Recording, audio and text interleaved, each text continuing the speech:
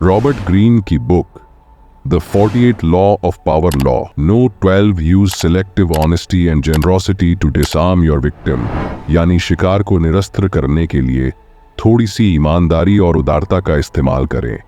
एक सच्चा और ईमानदार कदम बेईमानी के दर्जनों कदमों को ढक लेगा। डाउट करने वाले लोगों के प्रोटेक्टिव कवर आपकी ईमानदारी और काइंडनेस के कामों से रिलैक्स्ड हो जाते हैं। जब आपकी थोड़ी सी ईमानदारी उनके कवच में छेद कर दे तो इसके बाद आप उन्हें इच्छानुसार धोखा दे सकते हैं और उनसे मतलब निकाल सकते हैं। सही समय पर दिया गया उपहार यानी ट्रोजन हॉर्स भी इसी उद्देश्य को पूरा करता है। धोखा देने का मूल मंत्र है ध्यान भटकना। जिन लोगों को आप धोखा देना चाहते हैं उनका ध्यान भटकाने से आपको धोखा देने का समय और मौका मिल जाता है। काइंडनेस, जनरोसिटी या ईमानदारी के काम से लोगों का ध्यान सबसे अच्छी तरह से भटकाया जा सकता है, क्योंकि इससे उनकी शंका खत्म हो जाती है। इससे वे बच्चे बन जाते हैं और हर तरह की प्रेम पूर्ण मुद्रा को स्वीकार करने के उत्सुक रहते हैं। प्राचीन चीन में इसे लेने से पहले देना कहा जाता था।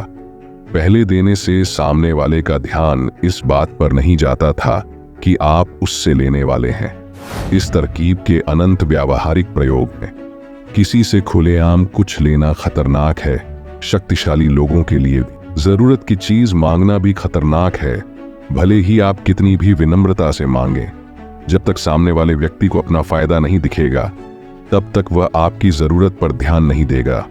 हो सकता है वह इससे चिढ़ भी जाए। लेने से पहले देना सीखें, इससे जमीन नरम हो जाती है।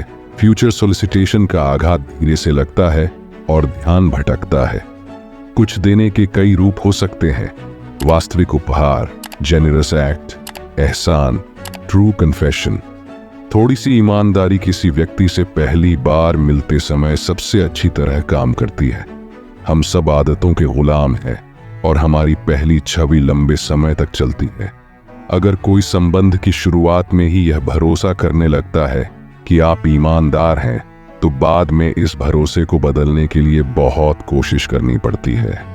इससे आपको रणनीति बनाने का काफी मौका मिल जाता है। अक्सर ईमानदारी का एक ही काम सफिशिएंट नहीं होता है। जरूरत है ईमानदारी की रिस्पेक्ट की। यह प्रतिष्ठा बहुत से कामों से बनती है जो अनइम्पॉर्टेंट भी हो सकते हैं। एक बार यह इमेज बन जाए तो पहली छवि की तरह ही इसे हिलाना भी आसान नहीं होता है। प्राचीन चीन में चेंग के ड्यूक वू ने यह फैसला किया कि वह स्ट्रांग बन रहे हु राज्य पर कब्जा कर लेगा। उसने अपनी योजना किसी को भी नहीं बताई और हु के राजा से अपनी बेटी की शादी कर दी। फिर उसने एक सभा बुलाई और अपने मंत्रियों से पूछा, मैं किसी देश पर आक्रमण करने के बारे में सोच रहा हूं, हमें किस देश पर हमला करना चाहिए? जैसी उसे उम्मीद थी, एक मंत्री ने जवाब दिया, हमें हु राज्य पर हमला करना चाहिए। ड्यूक गुस्सा दिखाते हुए बोला, हु अब हमारा मित्र राज्य है, तुम उस पर हमला करने का सुझाव कैसे दे सकते हो? इस गलत बात के लिए उसने मंत्री का सिर कलम करवा दिया। हु के राजा ने इस बारे में सुना। उसने सोचा कि उसके पास वू की ईमानदारी के बहुत से सबूत भी तो हैं। इसके अलावा वू ने उसके साथ अपनी पुत्री की शादी भी की है, इसलिए उसने वू से खुद को बचाने के लिए कोई सावधानी नहीं बरती। कुछ सप्ताह बाद वू की सेनाएं हु राज्य में घुस गईं और उन्होंने पूरे देश पर कब्जा कर लिया। ईमानदारी सावधान लोगों को निरस्त्र करने के सबसे अच्छे तरीकों में से एक है, लेकिन यह इकलौता तरीका नहीं है। कोई भी महान या निस्वार्थ दिखने वाला काम ऐसा ही कर सकता है। शायद इस तरह का सबसे अच्छा काम उदारता दिखाना है। बहुत कम लोगों को उपहार नापसंद होता है, भले ही वह उनके सबसे पक्के दुश्मन ने दिया हो। इसीलिए यह लोगों को निरस्त्र करने का सबसे अच्छा तरीका होता है। उपहार से हमारे अंदर छिपा बच्चा जाग जाता है और हमारा रक्षा कवच ढीला पड़ जाता है।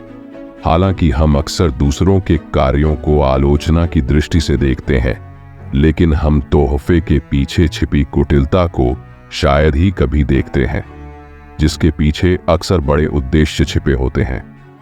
तोहफा अपनी चालबाजी को छिपाने का सबसे अच्छा तरीका है। इस रणनीति का प्रयोग सावधानी से करना चाहिए। अगर लोग इसे भांप लेंगे तो थैंकफुलनेस और अफेक्शन की उनकी डल भावनाएं नफरत और अविश्वास में बदल जाएंगी। जब तक आप सच्चे और दिल से निकलने वाले उपहार का अभिनय न कर सकें, तब तक आग से न खेलें। धन्यवाद।